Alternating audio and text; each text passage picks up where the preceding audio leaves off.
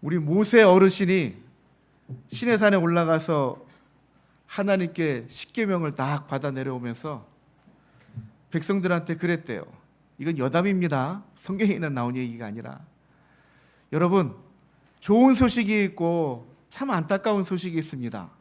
여러분 뭘 먼저 들으실래요? 여러분 뭘 먼저 들으실까요? 좋은 소식 먼저 들으실 거예요? 좋은 소식은 하나님이 우리에게 계명을 딱 10가지밖에 안 주셨대요. 좋아요? 네, 기뻐하셔야 되는데. 근데 안타까운 소식이 하나 있어요. 그건 뭐냐면은 이 계명을 빼지 못했다는 거예요. 7번째 계명이 뭐죠? 간음하지 말라. 사실 성도님들은, 우리 오래된 성도님들은 간음하지 말라, 뭐 그렇게 어렵지 않은, 우리가 충분히 지켜나갈 수 있는 그런 계명이라고 생각이 들 거예요. 그죠? 오늘은 왜 십계명에 간음하지 말라, 우리가, 여러분 쉬우고요 어려워요? 간음하지 말라의 의미가 뭔지 아세요?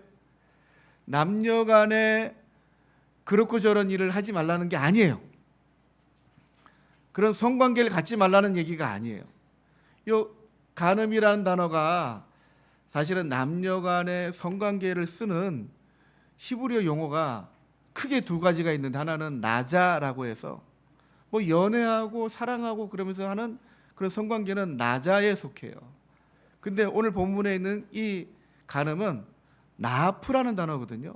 나아프는 딱 폭이 좁아요. 우리가 생각하는 그 간음 딱 그거예요. 남의 가정의 아내, 남의 가정의 남편하고 그런 음란한 관계를 가지면 안 된다는 거예요. 여러분 너무나도 쉬운 얘기 아니에요, 그죠? 그런데 그때는 그랬는데 지금은 너무나도 어려운 얘기가 돼버렸어요. 우리 교인들은 난 그러지 않을 거지만은 교인들 중에도 또 세상 사람들 많은 부분들이 남자들만 결혼해서 여자 애인만 가지고 있는 게 아니라, 아니 여자분들도, 이러면 또 이상한 얘기가 되겠지만은 애인이 없으면 이상하다는, 여러분들하고는 전혀 다른 문화예요, 그죠? 요즘 세상이 그렇게 흉흉한 세상이 되었어요. 간음하지 말라, 맞습니다. 남의 아내와 간음하지 말라는 거예요. 남의 남편과 간음하지 말라는 거예요. 당연한 거 아니에요, 그죠? 그런데 그 계명에 떡하니 있네, 그죠? 너무나 당연한 건데, 우리가 인간적으로 지켜나가야 될 문제인데. 간음하지 말라는 하나님께서 보호하시고자 하는 특별한 의도가 있어요. 뭘 보호할까요? 간음하지 말라는 것은 남의 집에 아내를, 관계를 갖지 말라는 거예요. 그러면 그 여인만 보호하는 게 아니라 사실은 그 가정을 지켜주는 거예요. 그 여인이 남편이 따로 있는데 다른 남자와 그런 관계를 가져요. 그 가정이 온전할 수 있을까요? 온전하지 못해요. 가정에 있는 남자가 다른 여인들과 그런 관계를 가져요. 그 가정이 온전할 수 있을까요? 온전하지 못해요. 하나님이 그 가정을 보호하시려고, 그 사람을 보호하실 뿐만이 아니라 그 가정을 보호하시려고 간음하지 말라라는 계명이 있어요. 이 얘기 저와 여러분뿐만이 아니라 여러분들의 남편과 여러분들의 아내가 다 기억해야 돼요. 하나님께 가장 지키시고자 하는 게 뭐냐면은 생명이, 오늘 생명으로 또 이어질 거예요. 생명이에요. 간음하지 말라 어떻게까지 하나님 말씀하시는가 하면요, 레위기 20장 10절을 봅니다. 레위기 20장 10절부터 21절까지 간음에 대한 얘기가 쫙 나오는데, 딱 시작을 하면서 이렇게 시작해. 20장 10절입니다. 이게 같이 읽어봅니다. 시작. 누구든지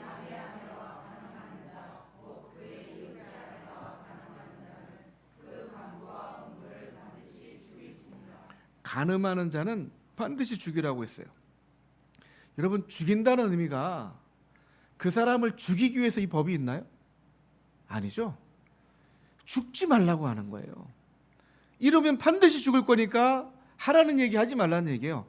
목숨 걸고 지키라는 얘기예요. 일하면은 네 목숨이 잃어. 하나님께서 가장 소중한 게 목숨인데 그 목숨을 빼앗겠다는 거예요. 그만큼 상대방의 가정이, 상대방의 생명이 중요하단 말이에요. 보호하는 거예요. 간음이라는 얘기가, 간음이라는 상황이 성경에서 여러 번 등장합니다. 아주 대표적인 거, 우리가 가장 잘 알 만한 간음에 대한 장면은 다윗이죠. 하나님께서 가장 기뻐하시는, 내 마음에 속한 자라고 얘기하시는 이스라엘의 위대한 왕입니다. 근데 왕이, 저는 그렇게 생각해, 이스라엘의 왕이었던 이 다윗이, 그렇게 완벽했던 다윗이 이런 범죄를 저지르지 않고 쫙 나갔다면은 더 은혜스럽긴 하지만은 우리에게는, 야, 다윗은 인간이 아니야, 그렇게 생각할 수 있어요. 근데 다윗이 덜컥 넘어집니다. 밤에 옥상에 올라가서 이렇게 잠이 안에서 돌다 보니까 저 멀리 있는, 야, 눈이 얼마나 좋은지, 옆집도 아니에요. 저 멀리 있는 집에 여인이 보이는데 딱 내 이상형이에요. 알아보니까 우리아의 아내예요. 남의 집 여인이에요. 근데 이미 거기를, 그 여인을 보는 순간 저 여인을 내가 가져야 되겠다는 마음으로 그에 데려옵니다. 다윗이 그 죄를 짓습니다. 그 유명한, 그 대단한 다윗이 그 여인의 유혹한 것도 아니에요. 쥐가 유혹에 넘어가요. 근데 간음을 어떻게 한다 하셨죠? 반드시 죽일지니라. 다윗이 죽어요? 죽긴 죽죠. 근데 이 죄로 바로 죽진 않아요. 그런데 제 느낌으로는 그래요. 죽음보다 더한 고통을 겪어요. 자기 아들이, 물론 자기 생모는 아니지만은 다른 어머니를 겁탈합니다. 그것도 대낮에 백성들이 다 보는 데서. 이 다윗의 얼마나 치욕적인, 우리 남자들끼리 얘기하자면 차라리 죽는 게 더 낫지 않아요? 내 아내를 내 자식이 겁탈하는 거예요. 당당하게. 그걸 보고, 그걸 들어, 죽음보다 더한 마음에 막 다윗이 그 고통을 당해요. 그리고 아들의 쿠데타를 일으켜서 쫓겨나잖아요. 죽음보다 더한 고통을 겪어요. 그런가 하면은 또 다른 간음에 대한 장면이 성경에 나옵니다. 여러분, 이거 간음일까 아닐까요? 여러분, 요셉이란 인물이 있죠. 요셉이 애굽에 가서, 우리 창세기를 보면서 우리 같이 다 봤어요, 그죠? 그 보디발 장군의 집에 노예로 팔려갔는데, 보디발 장군의 여인이 이 요셉을 탐나는 거예요. 간음일까요 아닐까요? 간음이죠. 보디발 장군의 아내예요. 요셉이 절대 안 한다고 뿌리칩니다. 그래도 안 돼요. 왜? 그 사람이 나보다 더 위의 사람이기 때문에. 그 요셉이 어떻게 해요? 여러분, 성경을 모르시나요? 어떻게 해요? 도망을 가요. 도망가야 돼. 눈을 안 봐야 돼. 도망가야 돼요. 우린 그걸 보고 이길 수 있는 힘이 없어요.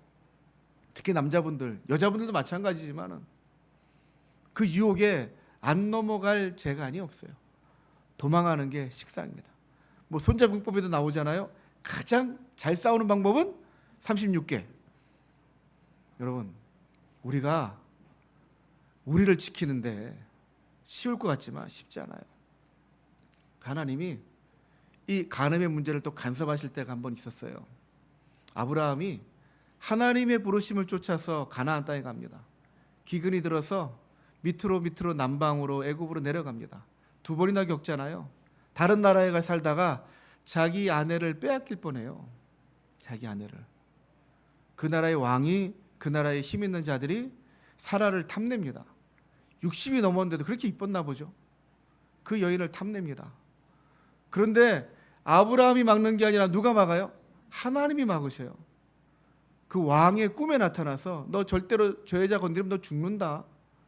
바로 꽁지 내리잖아요. 하나님이 그 가정을 보호해요. 왜 보호할까요? 아브라함이 거짓말하고 아브라함이 죄를 지었는데 그래도 하나님이 그 가정을 보호해요. 왜 그럴까요? 그 집에서 나와야 될 아들이 이삭이고, 이삭의 아들이 야곱이고, 야곱의 아들의 대를 이어서 다윗의 때까지 가야 되는데, 그 가정에 다른 남자가 그 가정을 건드리기 시작하면은 그 핏줄이 흐려지는 거예요. 하나님 그래서 그 가정을 지키기 위해서 보호하시려고 하나님이 나서요. 그걸 깨뜨리려고 했던 게 다윗이었고, 깨뜨릴 뻔했던 게 요셉이에요. 자, 깨뜨린 사람이 있고 깨뜨릴 뻔했던 사람이 있고, 하나님 막으시는 방법이에요. 하나님은 기뻐하지 않으세요. 남의 가정을 파괴하는 일들. 그런데 여러분, 이 안에는 묘한 섭리가 남의 가정만 보호하는 게 아니에요. 누굴 보호합니까? 나를 지키고 내 가정을 지키는 거예요. 우리가 다른 가정에 마음을 두고 빼앗겨 버리면은 여러분, 우리 가정이 온전할 것 같아요? 타인의 가정뿐만이 아니라 나와 내 가정을 지켜나가도록 하나님께서 단단하게 못을 박으시는 거예요.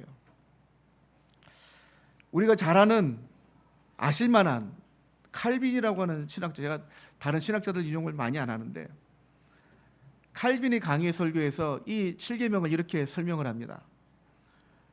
그 주석을 읽습니다. 그분께서 왜 일반적인 모든 성적 음행에 대해서 말씀하시는 것이 아니라 간음, 즉 결혼을 깨는 것에 대해 말씀하고 계시는지를 알게 됩니다.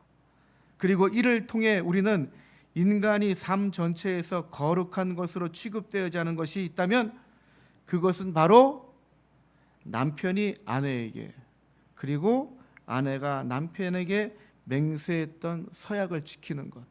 뭘 지키는 걸까요? 하나님이 인류를 창조하시면서 아담을 만들어 놓으시고 홀로 있는 것이 좋지 않다 생각하시고 만들어 놓은 사람이 누구예요? 하와. 남녀를 두어서 여러분, 이 아담과 하와가 뭘 만들어가는 거죠? 가정을 만들어가는 거죠. 가정의 가장 막중한 의무라고 할까요? 그리고 하나님의 특별한 선물은 이 가정을 통해서만 생명이 잉태되도록 만들어놨어요. 그리고 그 안에 있는 이 아이들이 자라나면서 또 가정을 만들어갑니다.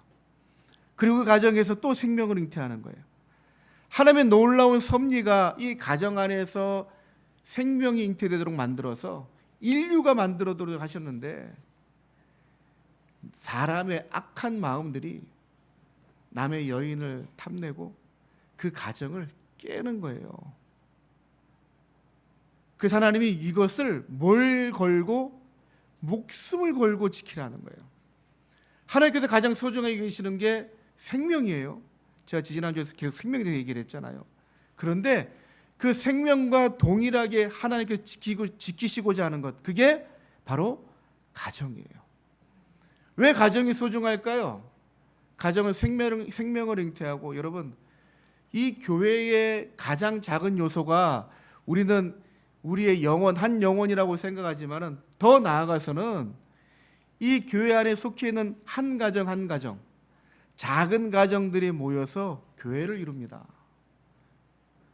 여러분, 제가 개척을 하면서 시작은 우리 아이들하고만 딱 시작을 했지만은 우리 가정만 시작했지. 그거는 사실은 일반적으로 교회가 될 수는 없어요. 한 가정이 예배를 드린다고 해서 교회가 되진 않아요. 물론 우리가 통칭적으로 가정교회하고 이렇게 한 가정 하지만 한 가정으로는 교회가 이루어지지 않아요. 그건 가정일 뿐이에요. 가정에서 드리는 예배가 될 뿐이에요. 교회는 이 작은 요소의 가정들이 모여서 교회를 이뤄갑니다. 교회는 하나님의 나라의 하나의 작은 모델이에요. 거기에 있는 속해 있는 이 사람들의 영혼들이 어떤 존재로 살아야 되느냐. 내 가정뿐만이 아니라 상대방의 가정을 지켜주면서 그 가정이 어우러져서 하나님의 나라를 이렇게 만들어가는 거예요. 여러분, 얼마 전에 드라마에 천국보다 아름다운이라는, 제가 사실은 그 제목을 참 좋아했고 옛날에 영화에 로빈 윌리엄스가 출연했던 그 천국보다 아름다워라는 영화가 있었거든요. 저는 그런 기대를 하면서 봤는데 처음에 너무 좋더라고요. 야, 좀 성경적인 그림도 막 있고, 근데 이상하게 엉뚱한 데로 가가지고 막 그림을 막 이상하게 만들었는데 딱 하나는 그거예요. 저 생각하기에 천국에 가서면 산단 말이죠. 우리가 여기서 엉망으로 살다가 천국 가면은 어떤 일이 벌어질까요? 그래서 고린도전서 우리 6장 9절입니다. 9절 10절을 봅니다. 같이 한번 읽어봅니다. 시작. 불의한 자가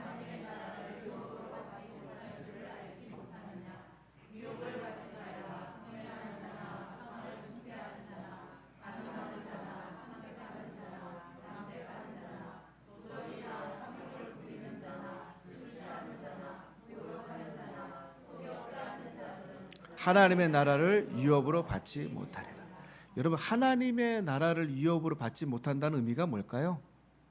하나님의 나라에 들어갈 수 없다라는 거예요. 와, 이거 성경적 이상한데? 믿음으로 천국 갈 수 있다 했는데, 믿음으로 우리가 구원받는다 했는데, 그런데 이런 사람들은 하나님의 나라에 들어가지 못한다는 얘기예요. 그러면은 믿음을 가지고 있는데 저렇게 살고 있으면은 천국에 못 들어간다. 맞아요. 믿음이 없기 때문에 그런 행동을 할 수 있기 때문에. 여러분, 제가 노란색이 났죠. 간음하는 자는 하나님 나라에 들어간다 못 들어간다? 간음하는 인간이 그 천국에 들어가면 어떤 일이 벌어질까요? 상상이 되세요? 그게 들어가면 사람이 확 바뀌어갖고 그 안에 들어가 하나님 나라에 들어갈까요? 아니에요. 우리가 이 모습 이대로 천국에 들어간단 말이에요. 그런데 우리들의 마음속에 그런 악한 마음이 자리 잡고 있으면은, 우리가 늘 일상적으로 그러고 살고 있다면은 하나님의 나라가 어떻게 될 것 같아요? 그런 인간 하나님의 나라를 오염시킬 거예요. 그죠?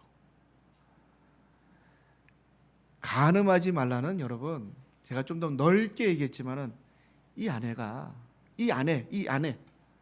공동체 안에 그런 무리들이 함께 살아가고 있다면은, 여러분, 불안해서 지금 우리 딸내미들 아빠가 너무 보수적이고 막 그렇다고 얘기를 하는데, 저희들 원래 애들 10시 이후에는 통금 시간이에요. 그러니까 막 누가 그러더라고요. 뭐 그런 게 어딨냐, 지금 이 때가 어느 때냐. 애들 외박 고등학교 졸업할 때까지는 절대 안 됐어요. 그러니까 뭐 남들 친구들 다 되는데 왜 우리만 한데 얼마나 싸웠는지 그때는 제가 배운 게 있었어요. 제가 섬겼던 목사님이 제일 잘하시는 게 뭐냐면은 듣기 싫은 얘기는 안 듣는 거예요. 투명 인간을 만들어 버려. 저도 그래서 야, 그거 욕이나 들어. 난 안 들어. 그냥 몰라. 나는 몰라. 그냥 그거 괜찮더라고요. 대꾸 안 해요. 그냥 그건 결정된 거예요. 그냥 세상이 왜 그래요? 세상이 흉흉하기 때문에. 우리 아이들 못 믿는 게 아니라 세상을 믿지 못하는 거예요. 근데 여러분, 그런 부류들이 이 안에 섞여 있다면은 어떻게 신뢰를 해요? 어떻게 함께 공동체를 만들어가요? 어떻게 하나님의 나라가 만들어져요? 이거는 여러분, 상대방을, 다른 가정을 보호하고 우리 가정을 보호하고 더 나아가서 우리 공동체를 보호하는 거예요. 그리고 하나님의 나라를 여기서 만들어가기 시작하는 거예요. 여러분, 계명 10계명은 세상 사람들이 지켜나가는 법이 아닙니다. 하나님을 믿는 사람들이 하나님의 믿는 사람들답게 살아가는 요소예요. 그 안에 간음하지 말라가 있네요. 아주 이거 센세이션한 거예요. 사실은 당연히 하나님의 나라 사람들이 생각지도 못할 일들이 턱하니 있네요. 여러분, 그런데 새는 늘 하늘 위에 날아다닙니다. 우리를 유혹하는 요소들이 쭉 날아다녀요. 예수님께서 오셔서 이 생각을 조금 더 확장시켜 놨어요.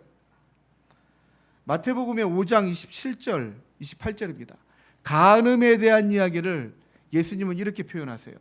같이 읽어봅니다. 시작. 또 간음하지 말라.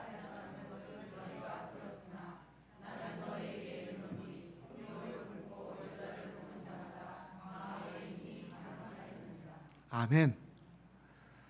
여러분, 간음에 대한 표현을 예수님은 이렇게 표현해요. 음욕을 품고 여자를 보는 자마다. 여러분, 오해하지 마세요.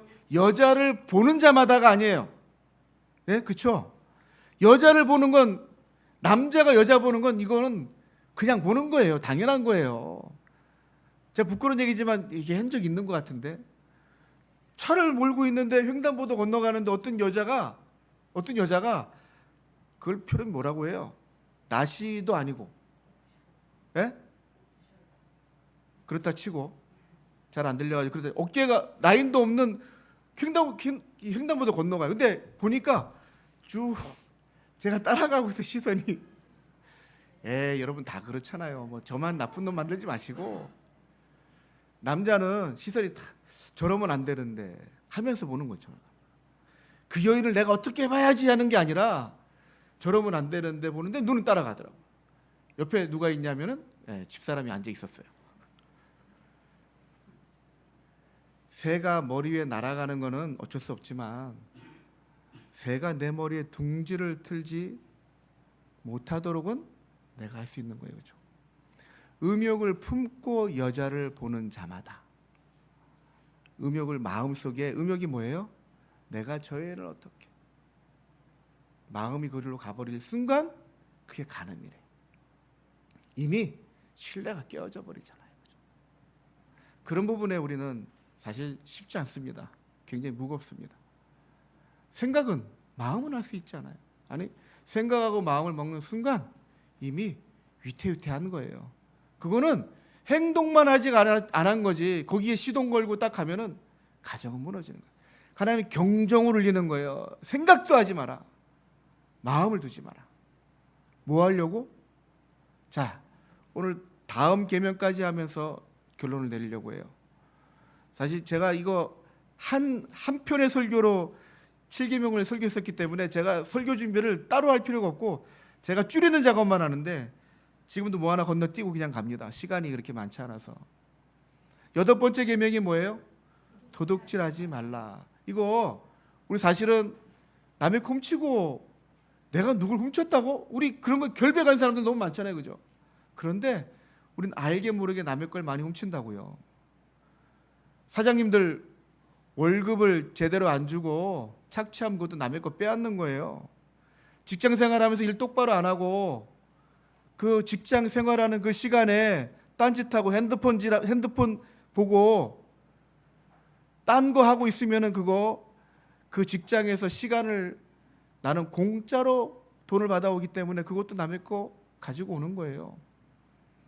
여러분, 이런 크고 작은 남의 것을 가지고 오는 일들이 사실 얼마나 많아요. 근데 여러분, 남의 것을 가지고 오는 것에 대한 법이, 형벌이 어떨 것 같아요? 하나님의 법을 보기 전에 세상의 법을 먼저 보면은요, 가장 먼저 생긴 법전이 뭐라고 알고 계시죠? 함무라비 법전에 도둑질하거나 남의 걸 훔쳐오면 어떻게 하는지 아세요? 사형입니다. 남의 거 훔쳐오면 사형. 그래서 그 사람들은 도둑질을 막 거의 그래도 안 하고 살아간 것 같아요. 이스라엘 민족들은 어떻게 할까요? 도둑질하면은 손이 훔쳐왔다고 손을 잘라버려요. 진짜로. 그 훔칠 것 같아요? 안 훔칠 것 같아요? 안 훔칠 것 같잖아요. 그죠? 그래도 훔치는 사람들이 더러는 나타나. 왜? 훔치는 이유가 있겠죠. 성경은 이렇게 표현해요. 남의 걸 훔쳐올 때, 제가 이게 싹 와서 한번 말씀을 뽑아놨는데, 자, 신명기 23장 24절 25절에 하나님께서 요거는 훔쳐도 돼. 자, 같이 읽어볼까요? 시작. 24절.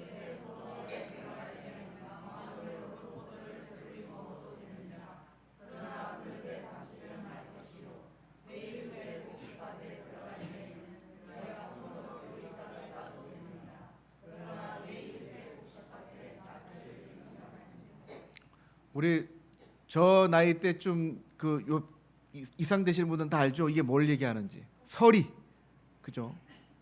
서리는 남의 것을 뺏어오기 위해서 하는 게 아니에요, 그죠? 사실 그 풍습은 진짜 먹고 살 게 없을 때 그 사람들의 그래도 입에 풀칠은 하라고 눈 감아주는 거예요, 그죠? 서리 자체는. 하나님의 법이 이런 게 있는 게 여러분 보셨어요? 하나님이 가서 포도원에 들어가서 포도는 따먹되 그릇에 담아 오지는 마라. 밭에 들어가서 이삭을 베어 먹되 그게서 낫을 대어서 하지 말라는 건 막 쓸어가지 말라는 거예요, 그죠? 그 전까지는 괜찮다는 거예요. 그럼 소를 훔쳐가거나 양을 훔쳐가거나 그럴 때는 어떻게 할까요? 손목을 자르고 그 사람을 죽여라 하지 않고 우리 출애굽기 22장 1절 1절하고 4절을 보면은 이렇습니다. 사람이 소나 양을 도둑질하거나 잡거나 팔면 그는 소 한 마리에 소 5마리, 양 한 마리에, 자, 도둑질한 것이 살아 그의 손에 있으면 소나 낙이나 양을 막론하고 갑절을, 이게 뭐죠? 손해배상. 생명으로 하지 않아요. 왜 그럴까요? 정말 힘들고 정말 어려워서 남의 거 훔치는 경우가 있거든요, 사실은. 여러분, 남의 거 훔쳐본 적 있어요? 배고파서. 우리나라 법에도 쌀을 훔치는 거는 형벌이 약하더라고요. 왜? 그거는 곡식이니까. 여러분 알고 계세요? 재판을 할 때 쌀이나 곡식을 훔쳐가는 거에 대해서는 형벌이 아주 약해요. 벌금 정도예요. 그런데 막 금을 이거는 다르잖아요, 그죠? 형벌이 세요. 하나님의 법이 처음부터 끝까지 뭘 보호하시는 것 같아요? 생명을 보호하는 거예요. 먹고 살기 위해서 누구 거에 밭에 가서 가져오는 건 그냥 눈 감아주는 거예요. 근데 거기 욕심이 과해지는 것은 아니다. 남의 것을 가져왔다? 그것 때문에 죽이진 않아요. 그러나 반드시 몇 배를 갚아야 돼요. 왜요? 그래야 나쁜 짓을 안 하죠. 그래서 저는 도둑질하지 말라의 계명의 특징을 몇 가지 정리하려고. 첫 번째는 하나님이 그 일을 세상의 법보다 더 약해, 그죠? 어떤 면에서는 손해배상으로 하신단 말이에요. 그런데 절대로 도둑질하면 안 되는 게 있어요.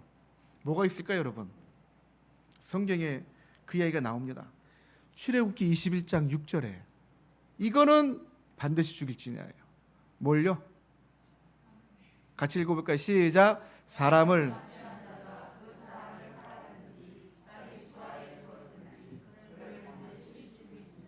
사람을 건드리는 건 안 돼요. 그 안에 있는 물건을 양과 가축을 훔쳐오거나 훔쳐서 죽일 수도 있어요. 그 죽이면 배가 이 갚는 수가 달라요. 그런데 사람은 절대 건드리면 안 돼요. 그래서 하나님께서 빚을 내기 위해서 저당을 잡히고 다 하는데 이건 하지 말래요. 여러분 이게 성경에 있는 줄 아셨어요 혹시? 자, 신명기 24장 6절입니다. 신명기 24장 6절에 사람이 맷돌이나 그 윗짝은 절대로 전당 잡지 말지니. 전당 잡는 게 뭐죠? 내가 너무 돈이 없으니까 이거를 내어주고 돈을 빌려오는 거예요, 그죠? 그게 전당이에요, 그죠? 근데 절대로 잡히면 안 되는 게 있어요. 뭐예요?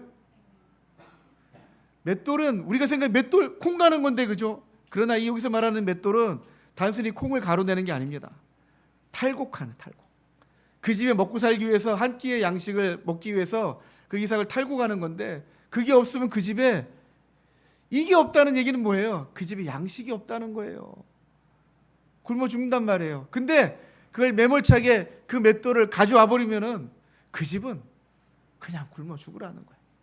하나님의 생명을 보호하시려고 맷돌은 절대로 저당을 잡지 마라. 그 집을 지켜주시려고. 그러다 보면은 여러분 하나님의 초점이 지금 어디 있는지 여러분 보이지 않아요? 단순하게 남의 것 뺏어오고의 문제가 아니에요. 남의 걸 뺏어오려고 했던 자들에게 하나님께서 말씀하시는 게 우리 에베소서 4장 28절입니다. 도둑질하는 자는 다시 도둑질하지 말고 돌이켜, 같이 읽습니다. 시작. 가난한 자에게 구제할 수 있도록 자기 손으로 수고하여 선한 일을 하라. 창세기 1장 28절에 우리가 지난주에 한번 보았죠. 하나님께서 인간에게 모든 것을 맡겨주시고 1장 28절에 하나님이 그들에게 복을 주시며 하나님이 그들에게 이르시되 생육하고 번성하여 땅에 충만하라. 땅을 정복하라. 바다의 물고기와 하늘의 새와 땅에 움직이는 모든 생물을 뭐하라고요? 다스리라. 하나님이 너희들이 이거 가지고 잘해 정도로 끝나지. 이거를 다스린다는 의미는 이게 잘 흘러갈 수 있도록 하는 거예요. 그래서 하나님 율법 중에 뭐가 있냐면 여러분 희년이라는 제도가 있어요. 희년 들어보셨어요? 50년째 되는 해. 그게 희년이에요. 희년이 되면은 내가 부자여서 남의 것을 돈을 빌려주면서 땅을 저당 잡았어요. 그러면은 50년째 되는 나라에 이 모든 것을 그 주인에게 다 돌려줘야 돼. 건축을 나에게 저당을 잡혔고 하다못해 노예를 저당을 잡아도 50년 희년이 되면 다 돌려주는 거예요. 원래 자리로. 그래서 처음부터 내 것인 게 끝이 아니라 여러분 우리가 여러분 가지고 있는 거 죽을 때 다 가져갈 수 있어요? 다 내려놓고 한다고요. 50년이라는 이 주기는요 여러분 인간의 수명이 얼마나 될까요? 지금 기준 말고 우리 평균 기준으로 50은 넘어요. 그죠? 50은 넘어요. 죽기 전에 이거 다 제자리에 돌려놔야 돼. 그래서 여러분, 내가 욕심내가지고 막 남의 것 재산 다 끌고 모았어 막. 그런데 50년 후에 다 돌려줘요. 그거 뭐하러 해요 그거를? 왜 해요? 진짜 없는 사람한테 도와주려고 하는 거예요. 내가 그것을 가져오려고 가져오는 게 아니라 그 사람을 도와주려고 내가 돈을 주고 그걸 가져오는 거예요. 50년 후에 다시 돌려주는 거예요. 여러분, 50년 후에 돌려줄 것을 뭘 그렇게 목숨 걸고 막 뺏어와요? 하나님이 그런 제도를 딱 만들어 놓고 없는 자도 살게 하시고 많은 걸 가져준 자들은 죽이는 게 아니라 살아요. 하지만 어떻게 살아요? 도우며 사는 거예요. 도우며. 아까 우리 에베소서 4장 28절에 있는 말씀처럼, 그리고 신명기 15장 11절에 있는 말씀처럼, 신명기 15장 11절입니다. 땅에는 언제든지 가난한 자가 그치지 아니하겠으므로. 여러분, 옛말에 그런 말 있잖아요. 가난은 임금도 구제하지 못한대요. 그런데 하나님 이렇게 테두리를 만들어 놨어요. 같이 읽어봅니다. 시작. 땅에는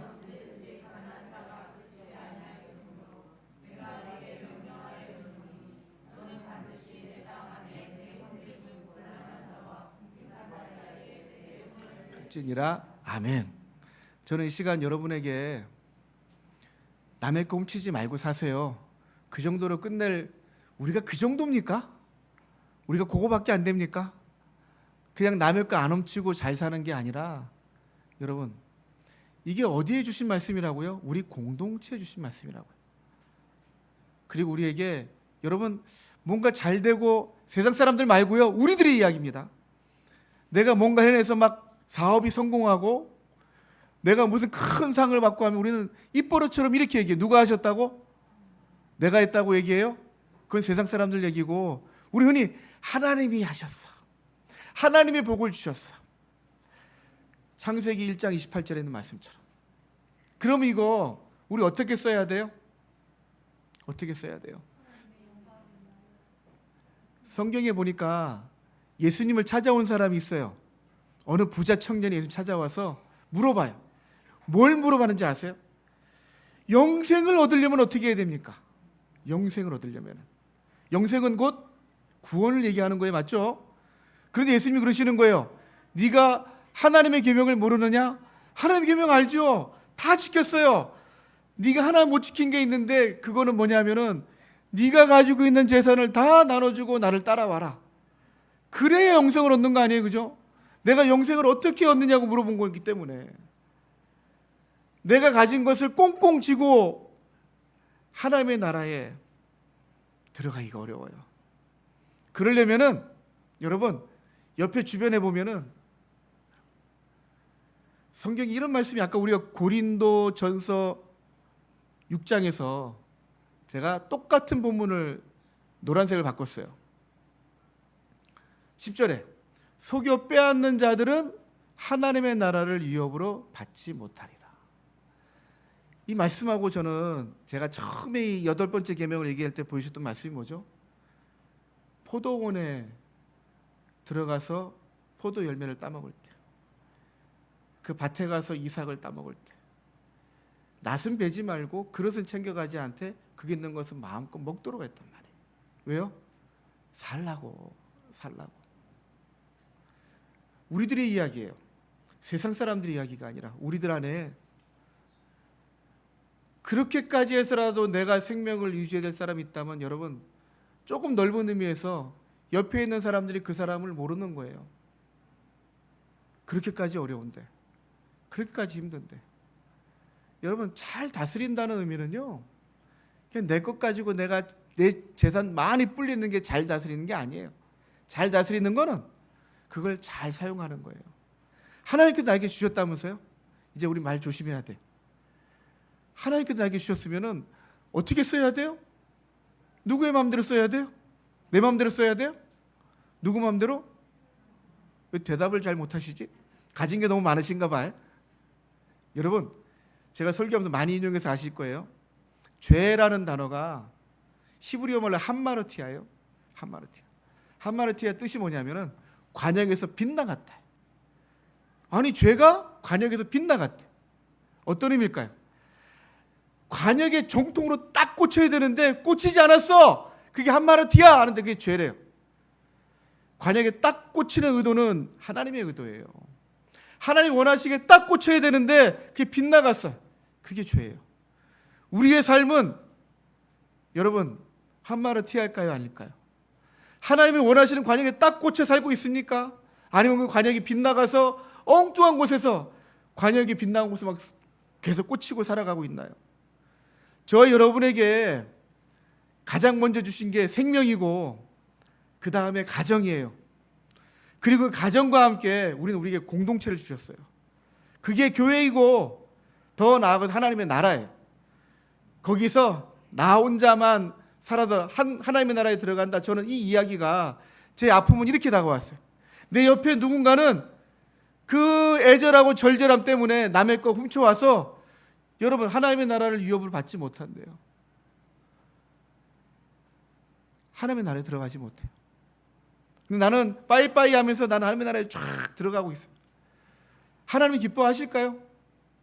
저와 여러분의 삶이 나만을 위한 삶이 되어지고 우리 가정만 위한 삶이 되지 말라고 남의 가정 지켜주라고 간음하지 말고 살인하지 말고 내 부모를 공경하고 우리 어른들을 공경하면서 하나님께서 맞추시는 초점은 나 물론 천하보다 귀한 영혼 중에 여러분 한 영혼이 다 있어요.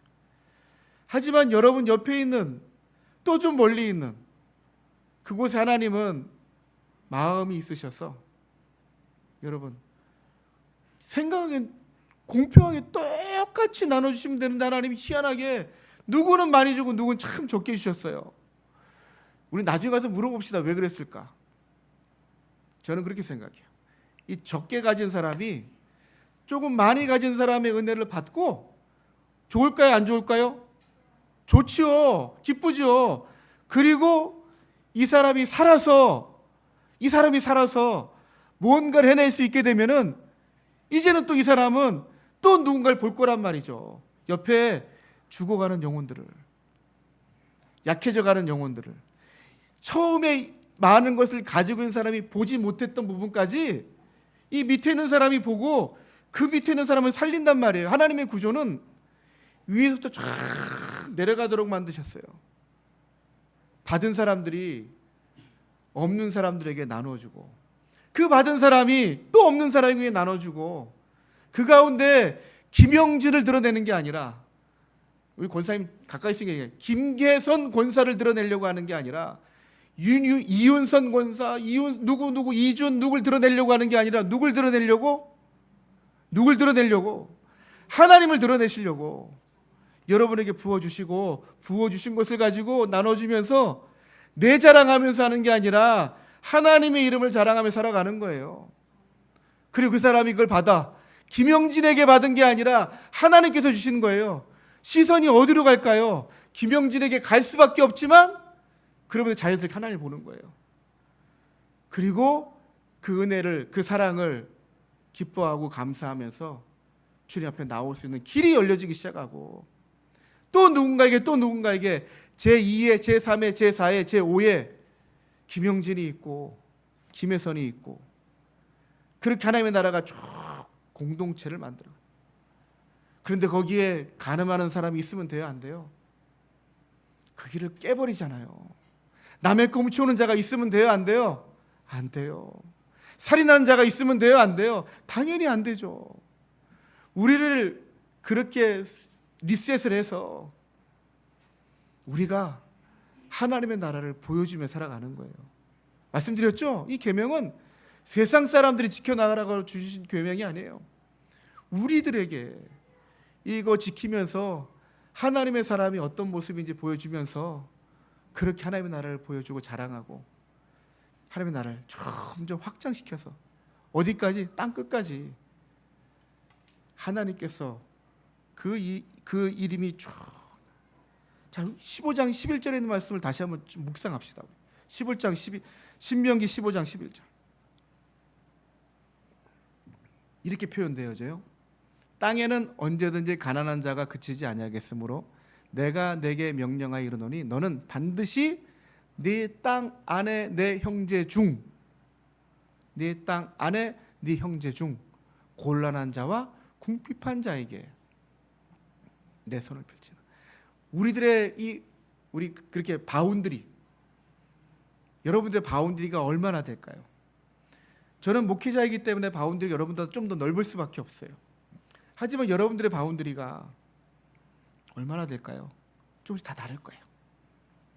여러분 안에 우리가 그 일들을 지켜나갈 때 남의 것을 훔치는 자가, 물론 나쁜 놈 말고요, 어쩔 수 없이 남의 것을 탐내고 훔쳐야 되는 그런 상황이 있기 때문에 성경은 거기에 약간의 예외를 두시는 거예요. 살라고.